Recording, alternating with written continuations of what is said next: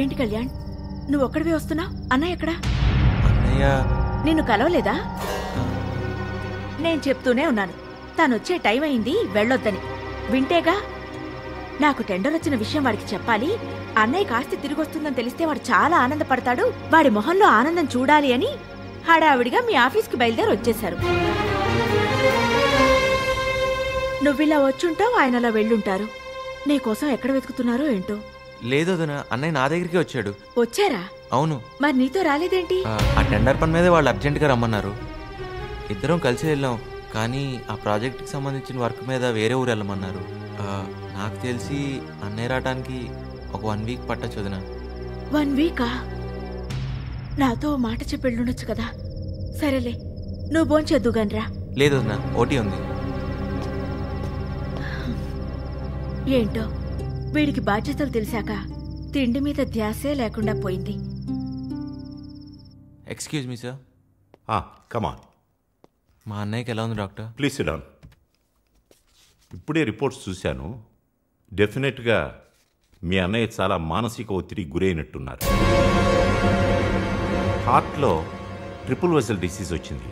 దీనికి bypass graft చేయాలి. సుమారు 15 లక్షల వరకు ఖర్చు అవ్వచ్చు.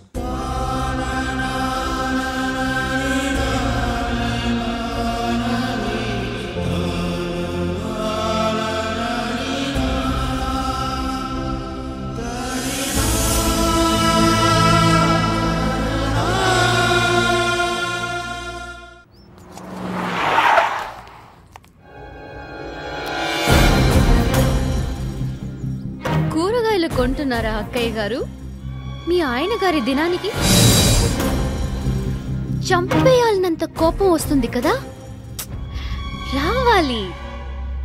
ఇదే కోపాన్ని మీ ముద్దుల మరిది గారి మీద చూపించండి. ఎంతసేపు మీ మరిది ఎక్కడ పేషెంట్ అయిపోతాడా అనే బాధపడ్డారు. ఈ రోజు అదే మీ మరిది మీ ఆయన్ని పేషెంట్ని చేశాడు. నమ్మకం బద్దలైనప్పుడు గుండె కూడా బద్దలవుతుంది మేడం. తులసి మొక్క అనుకున్న తన తమ్ముడు గంజాయి మొక్క అని తెలిసి మీ ఆయన గుండె పగిలింది. మెడిసిటీ హాస్పిటల్లో చావు బతుకుల మధ్య ఉన్నారు. వెళ్ళండి, వెళ్ళి తులసి నీళ్లే పోస్తారో గ్లూకోజే ఇస్తారో తెలుసుకోండి.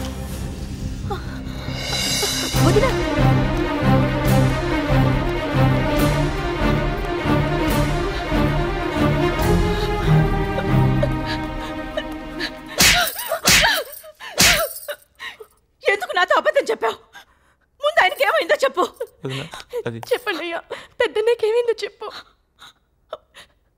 హార్ట్ అటాక్ వచ్చింది. డాక్టర్స్ ఆపరేషన్ చేయాలన్నారు. ఇక్కడ ఆయనకు అంత సీరియస్ గా ఉంటే తెలియక ఇంట్లో నేనెంతో ఆనందంగా ఉన్నాను. ఇలాంటి పరిస్థితి ఏ భార్యకి రాకూడదు. అది నీ వల్లే వచ్చింది. వదినా, అది కాదు. నువ్వేం చెప్పక్కర్లా, ఇక్కడి నుంచి వెళ్ళిపో. వెళ్ళు.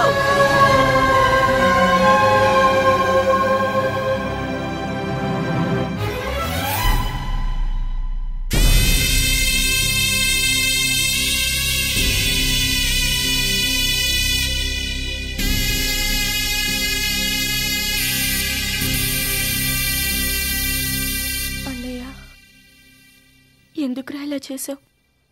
పెద్దనే విషయం ముందు నువ్వే చెప్పుండాల్సింది. ఆ అమ్మాయి వచ్చి చెప్పేసరికి మేమిద్దరం భయపడ్డాం. నిన్నిక్కడ చూసేసరికి వదిన ఎమోషనల్ అయ్యింది.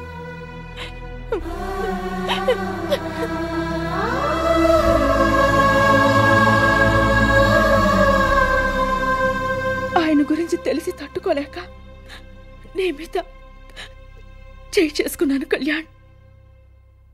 అయినా నువ్వు మాత్రం ఎందుకు చెప్పావు? నేను తట్టుకోలేననేగా. ఆ క్షణంలో అర్థం చేసుకోలేకపోయాను. అందుకే ఇప్పుడు సారీ అడుగుతున్నాను. అమ్మను అనుకుని క్షమించే కళ్యాణ్. ఇప్పటి వరకు ఎప్పుడు నిన్నొక చిన్న హెల్ప్ కూడా అడగలేదు. కానీ ఇప్పుడు అడుగుతున్నాను కళ్యాణ్, నీ కోసం ప్రాణాలైనా ఇవ్వడానికి సిద్ధపడే మీ అన్నయ్య ప్రాణాల్ని నువ్వే కాపాడాలి. ఆయన్ని నవ్వుతూ మన మధ్యకు తీసుకురావాలి.